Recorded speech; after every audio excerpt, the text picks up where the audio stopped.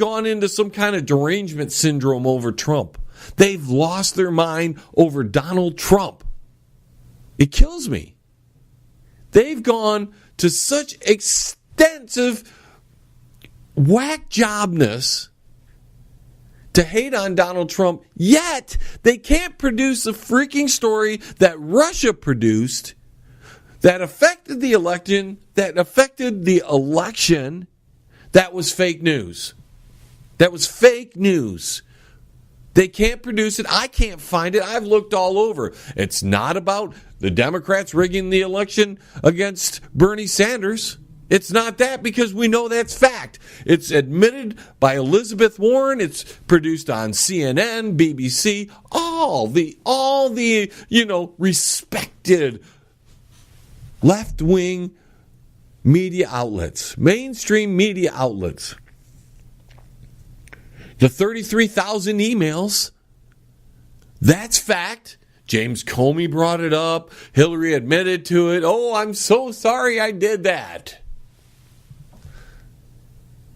It's not anything about Benghazi, because we had hearings on that and we know there was a lot of wrongdoing there. And, of course, Hillary's free and clear from all that. What difference at this point does it make? So what news, ladies and gentlemen? I'm dying for somebody to send me some real information on what Russia produced to affect the election, because I can't find it. I cannot find it. And I'm talking fake news, stuff that wasn't factual.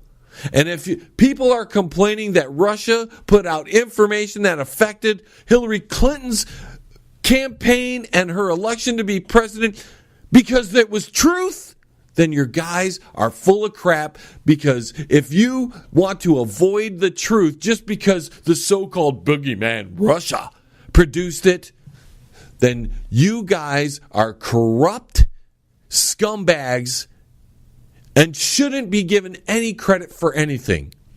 We got to take a break again, folks. We're long. Probably going to be the whole hour like this, folks. Trying to keep my emotions in check, but you can see they're slowly peeking out. On the other side of this, we're going to add Alex Jones and his recent interviews to the mix. Stay tuned. Don't move a muscle. John LeBang Show, right back. With lots of fun and excitement. Yes!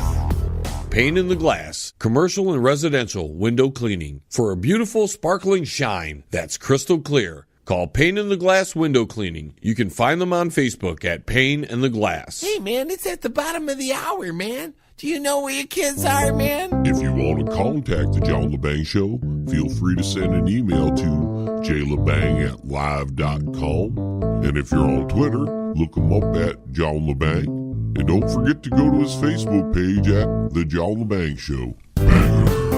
Now here's John. All right, welcome back, ladies and gentlemen. Hope you're doing well. Drinking out of my beautiful John LeBang Show coffee mug right here. If you haven't gotten yourself one, please go to my website, www.jlebang.com, and purchase one. We only have like 6 or 8 left. We're down to the very minimum. We're almost out of stock.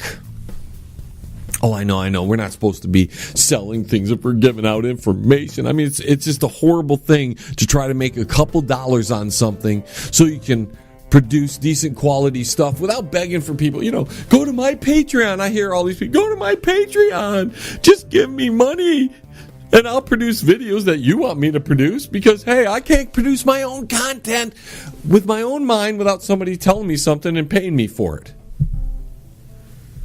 Give me a donation. I mean, I hear that left and right on all these other independent sites, and mostly it's the guys doing, just garbage work. I understand that, everybody's got their little niches. Everybody's got their little spots in media. But really, we've got entire sites dedicated to covering Marvel movies and the history of Marvel movies and what might happen in the future. And everybody's speculating about Avengers 4. And I thought to myself, I'm like, I am sick of speculation. I've done it myself in the past, and I am truly sorry if I've misled anybody with any of my speculations. You're not going to get speculate. I'm going to leave that up to you. I'm going to give you stories from now on. I'm going to talk about what's going on, give you as many facts as I possibly can, and I'm going to let you do the speculation. You can tell me what you think's going on. I have my ideas. All I know is, ladies and gentlemen, that there are a lot of people out there out for themselves. They have a specific agenda that they want to put in place to make their life better. I don't know what these people who try to put these agendas, what they're trying to actually accomplish outside of having power over everybody else. I don't know what it is. Power and money. I mean, it's the grossest thing. Freaking gross. Power and money. I mean, why do people want to have any kind of power over anybody else? What does that give you? Oh, some slaves, doesn't it? It gives you some freaking slaves. People that you can control and manipulate and do whatever the frick you want them to do. I mean, that's what all this. I mean, you see a group out there, 10 or 12 or 14 people, going to do some kind of rally somewhere that supposedly on the right, you know. I mean, Nazis technically are on the left of the American agenda here. I mean, seriously. I mean, when you look at how the structure of the government is, Nazi might have been on the right in Germany in 1930, but that's because the communists were on the left. You had no choice. The socialist, National Socialism, is to the right of communism, sure. But so in Germany in 1930-something, the Nazis were on the right. In the United States, Democratic Socialists are the left wing. They are the left wing. They're on the left. You don't ever hear of Trey Gowdy saying he's a Democratic Socialist. He's a right-winger, right? He's a right-winger. Mm-hmm. They consider me a right wing. I'm part of that alt-right, right? I love that, the alt-right. Alternative right people. I don't know why they say that. I'm not a right-winger. I feel I'm pretty liberal in my belief structure. Problem is, liberals, today's liberals, who are not really liberals, they're progressives, they're Marxists, they're communists, they're sure not liberals. But I digress again. Alex Jones, let's get into that because that's what I promised in this segment. So here's AJ. He gets supposedly deplatformed. He's cut off from every social media site out there. I almost think they should just do that to me because I'm sick and tired of being blocked and banned and not being put in searches, even though I know I'm just about the only video talking about something one day, and then you search engine it and you can't find, and you narrow it down. You narrow it down to this subject this day because I know I put out a video that day on that subject. And you can narrow it down to a specific day. And you can go 10, 12, 15 pages into it, and you can't find my video anywhere. Same with the Corbett Report. It's amazing that you can find anything on the Corbett Report. Thank goodness. If you don't know who these guys are, James Corbett and his gang of researchers over there, they do some pretty good work. Do I agree with everything? Have I found a couple things that I found bias? Sure, but for the most part, Corbett Report's pretty damn good. It's sure a heck of a lot more truthful than anything you get into the mainstream media. And I can tell you, it's certainly a lot more centered than Mr. Alex Jones over here. So Alex recently had an interview with Patrick Bet David. I never heard of the guy before. I watched a couple of his videos. He looks like he's some guy who has some money. He decided, maybe with a partner or two, to create a YouTube channel to talk about entrepreneurship and have interviews and things to better. There's a lot of that out there. Make yourself better. Yeah, okay. If I did a channel like that, I don't think people would even do the things to make themselves better, because what I think of makes a person better is your behavior. Your behavior. But I'm digressing again. So Alex Jones is on Patrick Bet-David's show. I think it's called Valuetainment is his YouTube channel. And he's over there, he's been deplatformed.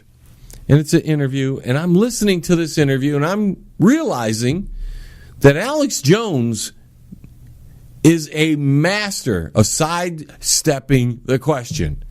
And it's not just with him, because he recently had, what's that guy's name on? It leaves me. Eric Bolling just went on the Alex Jones show over there at InfoWars and had a discussion with Alex, and Alex wouldn't answer his questions either. Alex, he gives you this big, grandiose answer, yet it doesn't specifically answer the question that was asked by the interviewer or the person he's talking to. And I can see Patrick Bet-David was getting a little frustrated with Alex not answering, and I've got to commend him. He kept pressing the issue till he got a little bit out of Alex. Although Alex wasn't offering very much information, he was just spouting off the same old BS that he's been spouting since he got to platform. And before that, right? And the big question that he was asking is, do you sensationalize things, Alex? And Alex is dancing around, blah, blah, blah, blah, blah, blah, blah, blah, blah, blah, all the way around. In fact, let's play you some of that interview. Do you ever think you go from just selling the idea, which already makes a lot of sense, you're making me think. Then from there you go into, let me sensationalize, and you get yourself in trouble doing that. Do you ever feel like you've done it where it's gotten you in trouble? Oh, I think there's no doubt that I've covered internet sensations.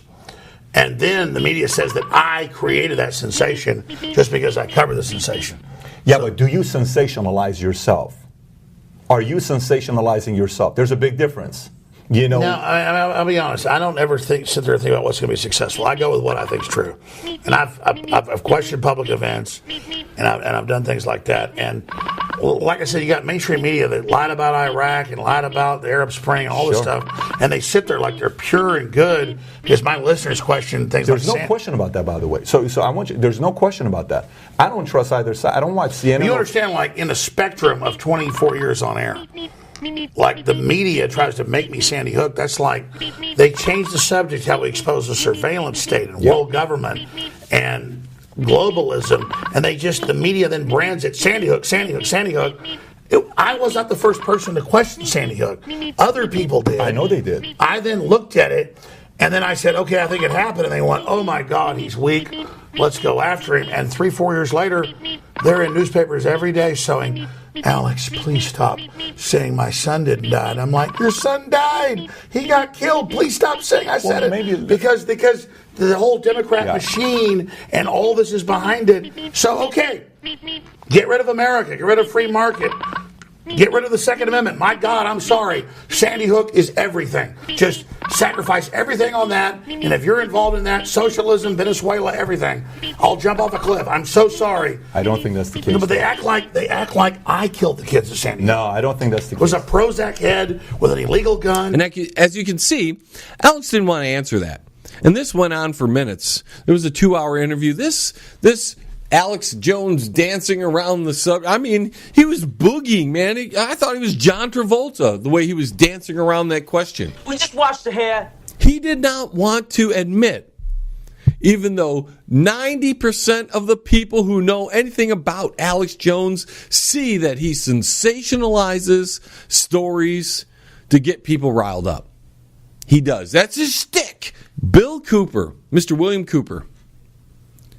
And we're going to tie these in together because Alex Jones told one of the biggest freaking lies ever in the history of the world, and this Mr. Patrick Bet-David.